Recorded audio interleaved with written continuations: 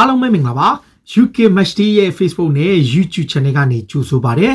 ဒီကနေ့ကျွန်တော်တင်ဆက်ပေးချင်တာကကျွန်တော်တို့ရဲ့မြန်မာဂုံဆောင်အောင်လအန်ဆန်းရဲ့ဒီ Middleweight တန်းတရဖူကာကွယ်ပွဲအဖြစ် One Championship ရဲ့အကြောင်းတင်ဆက်ပေးချင်တာပါသူအောင်လအန်ဆန်းကနယ်သာလန်နိုင်ငံသားဒီရိုက်တာနဲ့အတူအောက်တိုဘာ30ရက်နေ့စင်ကာပူနိုင်ငံမှာထိုးသက်ဖို့ရှိပါတယ်ဆိုတော့သူ့ရဲ့ One Championship ရဲ့ Middleweight တန်းကာကွယ်ပွဲအပြင် Champion ကမ္ဘာလူပွဲ၄ပွဲအထိရှိတယ်အဲ့ဒီတွေကရဲ့ Main Event ဖြစ်တဲ့ဒီပွဲအကြောင်းပါဆိုတော့အောင်လကလက်ရှိမှာ One Championship ပြိုင်ပွဲရဲ့မတူညီတဲ့ weight တန်းတစ်ခုမှာ Champion ဖြစ်ထားတယ်Light heavyweight နဲ့ middleweight တန်းဟာအဓိက champion ဘွဲ့ပေါ့။ Now light heavyweight မှာတော့ Brandon Vera ကိုမနစ်ကအောက်တိုဘာလတနစ်တီးတီးပြည့်တဲ့အချိန်မှာသူနိုင်ထားတယ်။ဒါဟာအောင်လအန်ဆန်အတွက်တော့တစ်နှစ်တာအတွင်းမှာပထမဆုံးထိုးတဲ့ပွဲဖြစ်လို့ဂျားထဲမှာ COVID ဖြစ်တဲ့အကြောင်းတွေကြောင့်လဲပြိုင်ပွဲမဖြစ်ခဲ့တာကြာပါပြီ။ဆိုတော့တစ်ဖက်ကနယ်သာလန်နိုင်ငံသား Renier De Ruyter ပေါ့။သူကလက်ရှိမှာအသက်လဲငယ်တဲ့ One Championship ကိုရောက်လာတာတော့တိတ်မကြသေးဘူးသူတို့3ပွဲထိုး3ပွဲနိုင်ထားပြီးတော့နောက်ဆုံးပွဲမှာတော့လီအန်ဒရိုကိုနိုင်ပြီးတော့ရှုံးပွဲမရှိစံချိန်တင်ထားတယ်12ပွဲထိုးထားတာပြောချင်တာကအောင်လာနဲ့သူကအစောတွေကထိုးဖို့စီစဉ်ထားပြီးသားဒီလိုသူတို့နှစ်ယောက်ကြားမှာထိုးသက်ဖို့ပြင်ဆင်ထားခဲ့ပြီးတော့မှသူ့ဘက်ကဒဏ်ရာရတယ်ဆိုတဲ့အကြောင်းပြချက်ကြောင့်ထွက်သွားတယ်ပြီးတဲ့ခါမှာအောင်လာကဒီရုရှားက Vitaly Bidech နဲ့ထိုးဖို့ပြန်ပြီးစီစဉ်နေ Vitaly Bidech နဲ့အောင်လာကတယောက်ကိုတပွဲစီနိုင်ထားပြီးတာတတိယမြောက်ထိုးမဲ့ပွဲမှာ One Championship ကပွဲစဉ်တွေကိုပြန်ထုတ်တဲ့အခါမှာအောင်လာအန်ဆန်က Vitaly Bidech နဲ့ Renier De Ruyter နဲ့ပြန်ထိုးရမယ်ဆိုတော့ဒီပွဲကစင်ကာပူနိုင်ငံမှာကျင်းပမယ့်အောက်တိုဘာ30ရက်နေ့မှာအောင်လာအန်ဆန်တယောက်ဘလို့ပြင်ဆင်လေ့ကျင့်ထားပါတယ်တစ်ဖက်ကပြိုင်ပွဲဖြစ်သူကိုယ်တိုင်ကအသက်အရွယ်ငယ်တာရဲ့6ပေ3လက်မဆိုတဲ့အရက်အမြင့်အောင်လာက6ပေ3လက်မဆိုတော့သူ့ထက်လည်းလက်တန်ခြေတန် reach ပိုရှည်တဲ့သူဖြစ်တဲ့အတွက်ကြောင့်သူကတော့ကျုံဝါထားတာကအောင်လာကိုသူအားတန်နဲ့ချုပ်ကွက်တွေနဲ့ဒုတိယအချီလောက်မှာပဲအနိုင်ယူသွားမယ်လို့မီဒီယာမှာပြောထားတဲ့လေလုံးထွားတာတွေရှိတယ်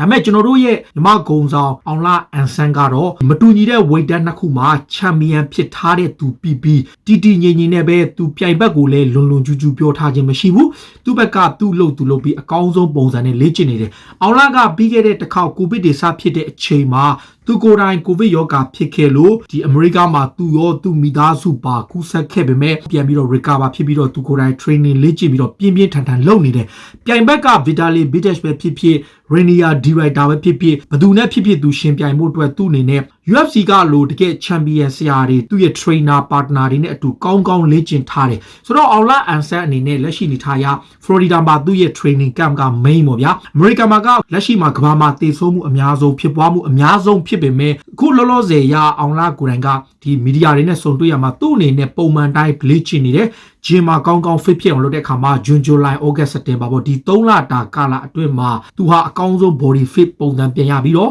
training ကောင်းကောင်းလုပ်ထားတယ်ပေါ့ဆိုတော့တစ်ဖက်ကကစားသမားကိုကြည့်တဲ့အခါမှာသူ့အနေနဲ့သူကတော့ယုံကြည်မှုအပြည့်ရှိတယ်သူ့ရဲ့အတွေ့အကြုံသူ One Championship မှာရောဒီ MMA ကစားသမားဘွားတိုင်းပေါင်းစုံကစားသမားဘွားမှာ36ပွဲမှာ26ပွဲနိုင်ပြီး10ပွဲရှုံးထားတယ်အစောပိုင်းရှုံးထားတဲ့ပွဲတွေကတော့ဒီသူ့ရဲ့ကစားသမားဘွားအစောပိုင်းကာလမှာဖြစ်ပြီးတော့မှဒီကြားထဲမှာရှုံးတဲ့ပွဲဟာသူလက်ချိုးယူလို့ရတယ် One Championship မှာဆိုရင်သူ9ပွဲထိနိုင်ထားတာနောက်ဆုံး9ပွဲဆက်ဒီကြားထဲမှာ Brandon Vera လို့ light heavyweight champion ဘောကအနိုင်ယူထားတယ်ဒီပွဲမှာဆိုရင်သူက dark fight လို့ခေါ်တဲ့အသေးကြီးတိုက်ခိုက်တာတွေကိုသူကြိုးစားထားပြီးတော့အောင်လာကဒီပွဲမှာကျတော့သူရဲ့ strategy ကတစ်မျိုးပါဆိုတော့သူဘယ်လိုပြင်ဆင်ထားလဲ One Championship ကရောဘယ်လိုပုံစံတွေချထားလဲလက်ရှိနေထားရအောင်လာကအခုလောလောဆယ်မှာသူ့ရဲ့ကြိုတင်ပြင်ဆင်မှုအနေနဲ့သူ့ရဲ့လက်ရှိ trainer ကလည်း Netherlands က trainer ဗျာသူက Henry Hoos ကလက်ရှိ Netherlands trainer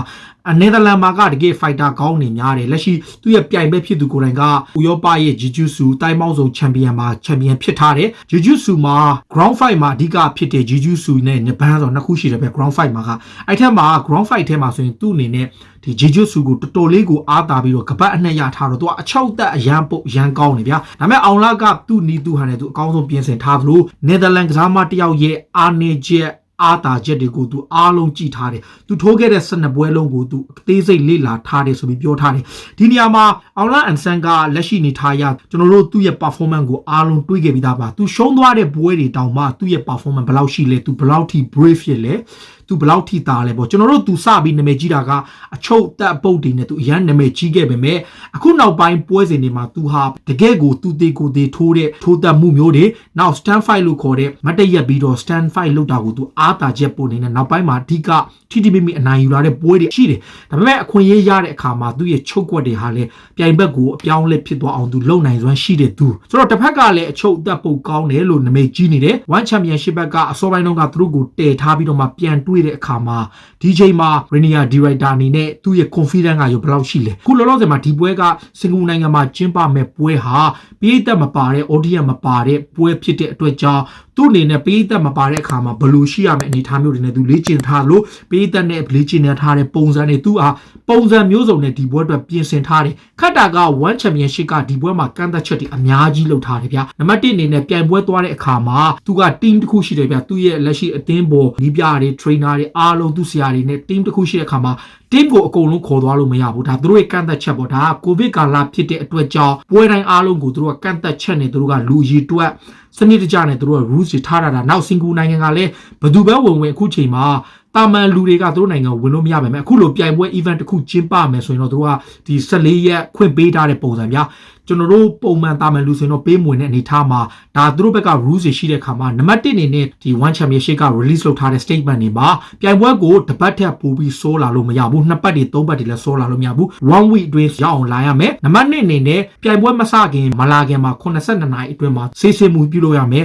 covid test ကိုပါတခါတည်းပြုလုပ်ခဲ့ရပြီးတော့ဒီသူတို့အနေနဲ့ covid ရှိကြောင်းမရှိကြောင်းကူးစက်ရောဂါခံစားထားရကြောင်းလားမရှိကြောင်းလား negative ဖြစ်ရမယ်ဆိုတဲ့သတ်မှတ်ချက်လိုတယ်ဟိုရောက်တဲ့အခါမှာနောက်ထပ်တစ်ကြိမ်ထပ်ဆေးရမယ်ပြီးတာနဲ့အသွားလာအားလုံးကိုကန့်သတ်ပြီးတော့ပြိုင်ပွဲပြီးတဲ့အထိကိုသူတို့ကဟိုတယ်နဲ့ training ဒါပဲရှိမယ်ဒါဘောလုံးသမားတွေလို့သွားတဲ့ပုံစံတိုင်းဒါ One Championship ကတင်းတင်းကျပ်ကျပ်ထုတ်ပြန်ထားတာဒါအပြင်ဒီပြိုင်ပွဲက One Championship ကသူတို့ကျင်းပဖို့တော့လုပ်နေတာကြာပြီရွေးချယ်ရ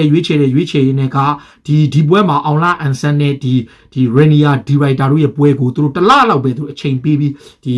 းပြန်ပြီး announcement လုပ်ထားတယ်ဆိုတော့နှစ်ဖက်က fighter နှစ်ယောက်ကတီချာပြင်ဆင်ထားတဲ့အတိုင်းအတာတစ်ခုမှာတစ်လဆိုတဲ့အချိန်မှာသူတို့အနေနဲ့ဒီဘာတွေပို့ပြီးပြင်ဆင်ပြောင်းလဲနိုင်လဲပေါ့ဆိုတော့လက်ရှိနေထားရအောင်လာကဟိုတနေ့ကဒီအင်တာဗျူးတစ်ခုမှာပြောထားတာကသူ့အနေနဲ့ပြိုင်ဘက်ကအချုပ်တက်ပုတ်ရန်ကောင်းတယ်ကျွမ်းကျင်တယ်ဂျေဂျူးစုမှာကပတ်အနက်အထိရထားတဲ့သူဖြစ်တဲ့ကြောင့်သူကိုယ်တိုင်လည်းအင်တာဗျူးတွေမှာပြောထားတာကအောင်လာကိုသူ့ရဲ့အားတန်နဲ့ချုပ်ကွက်တွေနဲ့ဒုတိယအချီလောက်မှာပဲအနိုင်ယူမယ်လို့ပြောထားပေမဲ့သူအားတာတဲ့အကွက်တွေကိုလည်းအောင်လာကတေချာလေ့ကျင့်ထားတယ်သူရဲ့ training တေးမှာကိုပဲဒီလိုဂျေဂျူးစုသိပ်ပိုင်လုံးတဲ့သူတွေလည်းရှိတယ်သူကိုယ်တိုင်လည်းအချုပ်ကွက်တွေကိုအားတန်တဲ့သူတယောက်ဖြစ်နာမည်ကြီးခဲ့တာပါဆိုတော့သူတို့နှစ်ယောက်ရဲ့ပွဲကစိတ်ဝင်စားစရာပွဲပါဆိုတော့အောင်လာအနေထားရဒီသူအားတန်နဲ့ stand fight ကိုသူအဓိကအားယူပြီးတော့ခြေကန်ချက်တွေအထူးသဖြင့် Brandon Vera ကိုသူတိုင်းခဲ့တော့က leg kick တွေတော်တော်လေးသုံးတယ်ဗျာပြိုင်ဘက်6ယောက်ကိုအချိန်ချင်းခါဖြတ်ရိုက်လိုက်တဲ့အခါမှာဟိုဘက်က6ယောက်ကတောင်း strong မဖြစ်တဲ့အခါမှာရေရှည်မှာကျသွားတယ်ဗျာအဲ့ဒီအချိန်ကျမှသူ့အနေနဲ့ဒီ dart fight လို့ခေါ်တဲ့တေကိုတေအသေးချေထိုးတတ်တဲ့ပုံစံသူအနိုင်ယူသွားတာဒီတယောက်ကြတော့ဒီလိုပုံစံရကြမှာရမယ်ဒါပေမဲ့ तू က stand fight ကိုပဲသူရဲ့အဓိက strategy ရသူပြောထားတာကအမြန်ဆုံးနဲ့အယိုးရှင်းဆုံးနဲ့နည်းနည်းကူနိုင်ဖို့ဆိုရင်ဒီဟာကိုပဲသူစနစ်တကျပြင်ဆင်မယ်လို့ပြောထားတယ်တစ်ဖက်ကတော့ကျွန်တော်တို့ထုံးစံတိုင်းပြလက်ရှိအသက်လဲငယ်တဲ့ရက်လဲမြင့်တဲ့လက်တံလဲရှိတဲ့စနပွဲဆက်ရှုံးပွဲမရှိယုံကြည်မှုအပြည့် over confident ဖြစ်နေမှာတော့သိကြတယ်ဒါပေမဲ့တစ်ဖက်မှာလည်းအတွေ့အကြုံများတယ်ဒီပြိုင်ပွဲရဲ့ middleweight တိုင်းရဲ့ champion ဖြစ်ထားသလိုဒါအပြင်သူ့အနေနဲ့ weight တန်းတစ်ခုမှာ champion ဖြစ်ထားတဲ့သူဆိုတော့တစ်ဖက်ကလည်း One Championship ရဲ့ legend fighter ကြီးတစ်ဖက်ကလည်းလူငယ်သွေးသေးလေးနှစ်ယောက်အားပြိုင်တဲ့ပွဲမှာကျွန်တော်တို့ပေးသက်တွေဘယ်လိုထင်ကြမလဲကျွန်တော်တို့အနေနဲ့တော့အောင်လာအနေနဲ့သူအားတန်လာတဲ့ ground fight တဲ့ stand fight ကိုပဲအဓိကဆွဲခေါ်ပြီး fight သွားနိုင်တယ်တခုပဲဆွေးနေတာက director ကအပြန်လန်ချုပ်တဲ့အခါမှာသူကဒီချုပ်ကွက်တွေကစင် counter punch တွေသူကောင်းနေဗျအဲ့တစ်ချက်ကိုအောင်လာအနေနဲ့သတိထားရနိုင်တယ်ဒါပေမဲ့အောင်လာကလည်းကောင်းဒူပေးတာပဲပြင်းထန်လေ့ကျင့်ထားတဲ့အတွက်ကြောင့်ဒီပွဲကတကယ့်ကိုပွဲကြည့်ကောင်းမဲ့ပွဲဖြစ်ပေမဲ့ကျွန်တော်တို့ပေးသက်တွေမျှော်လင့်ထားတဲ့အတိုင်းအောင်လာကိုယ်တိုင်လည်းအင်တာဗျူးတစ်ခုမှာပြောထားတယ်သူ့အနေနဲ့မြန်မာနိုင်ငံကပေးသက်ဒီအားလုံးကိုနိုင်ငံဂုံဆောင်တဲ့နိုင်ပွဲမျိုးရအောင်ထပ်ပြီးစွမ်းဆောင်ပေးမယ်လို့ပြောထားတယ်ဆိုတော့ middleweight တန်းရဲ့ champion ပွဲမှာလက်ရှိ champion လည်းဖြစ်တယ်ဒီနှစ်ထပ်ကွင်း champion ဖြစ်တဲ့အောင်လာအန်ဆန်ကိုနယ်သာလန်နိုင်ငံသားကဘာတွေစွမ်းဆောင်ပြမလဲ မြန်မာဖိုက်တာကြီးကရောဘယ်လောက်ထိသူ့ရဲ့ယုံကြည်မှုအပြည့်နဲ့ဒီပွဲကိုဘလို့ပွဲသိအနိုင်သွားမလဲဆိုတာသိရမှာပါဆိုတော့ကျွန်တော်တို့အောင်လာအန်ဆန်အနိုင်ရဖို့အတွက်လည်းမျှော်လင့်ထားသလိုပေးသက်တွေအားလုံးကလည်းယုံကြည်မှုအပြည့်ရှိနေကြတာပါဆိုတော့တစ်ဖက်ကလေလုံးအရန်ကြီးတဲ့သူတယောက်ကိုဘလို့ဆုံးမမလဲစောင့်ကြည့်ရမှာပါကျွန်တော်လက်ဝိတ်ဘက်မှာဆိုရင်ပြမနီဖတ်ခေါင်နဲ့စိန်ခေါ်သူတွေတော်တော်များများရှိကြတယ်ဗျအဲ့ထက်မှဒီသူတို့ကလေလုံးထွားနေပေမဲ့တကယ်တမ်း legendary fighter တွေဟာချိန်တန်သူ့ဟာသူ့လုပ်ပြီးတော့သူတို့အနိုင်ယူသွားတဲ့ဟာတွေလည်းအားလုံးတွေးကြမှာပါဆိုတော့ Rainier Director ကိုအောင်လာအန်ဆန်တယောက်ဘလို့ပုံစံပညာပေးပြီးတော့ Champion ကပတ်ကြီးကိုကာကွယ်သွားမလဲဆိုတာကိုစောင့်ကြည့်ရမှာပါဒီပွဲကတော့အောက်တိုဘာ30ရက်နေ့မှာ One Championship ရဲ့စိတ်ဝင်စားစရာ Champion လူပွဲ၄ပွဲတည်းကတပွဲ Main Event ပြထိုးတက်မှာပါ Fighter ကြီးကရောဘာရီအားသာချက်တွေနဲ့ဘလို့အပြတ်ဖြတ်သွားမလဲဆိုတာကိုကိုမတ်မှာဝင်ရောက်မှတ်ချက်ပေးကြပါလို့ပြောရင်းနဲ့ဒီနေ့အစီအစဉ်ကိုဒီမှာပဲအဆုံးသတ်ပါစေအားလုံးကိုကျေးဇူးတင်နော်